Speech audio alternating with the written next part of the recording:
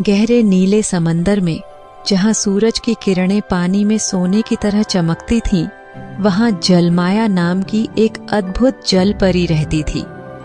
वह साधारण जल परियों जैसी नहीं थी, बल्कि उसके पास जादुई शक्तियां थीं।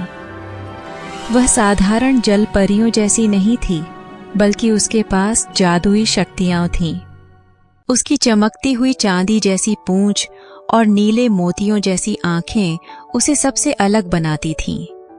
जलमाया को अपनी शक्तियों का सही उपयोग करना अभी सीखना था। उसकी दादी, जो एक प्राचीन जलपरी थीं, ने उसे बताया था कि समंदर की गहराइयों में एक नील रत्न छुपा है, जो जलपरियों की शक्ति को संतुलित रखता है। लेकिन वह रत्न अब एक दुष्ट समुद्री राक्षस वायरस के कब्जे में था। अगर वह समय पर वापस न लाया गया तो पूरा समंदर अंधकार में डूब सकता था।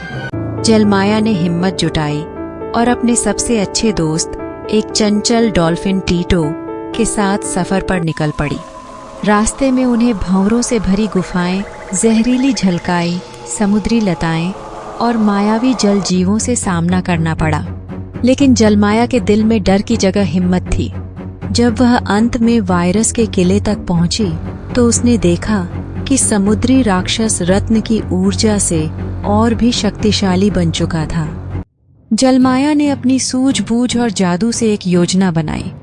उसने टीटो के साथ मिलकर किले की कमजोर जगह खोजी और अपनी रोशनी से वायरस को अंधा कर दिया। इसके बाद अपनी पूंछ की पूरी ताकत से वार कर रत्न को छीन लिया। जैसे ही जलमाया ने नील रत्न को समंदर के दिल में स्थापित किया, पूरा महासागर फिर से चमक उठा। पानी की लहरों में नई ऊर्जा दौड़ गई और जलपरियों के गीत फिर से गूंज उठे। वायरस की शक्तियां खत्म हो गईं और वह गहरे अंधेरे में समा गया।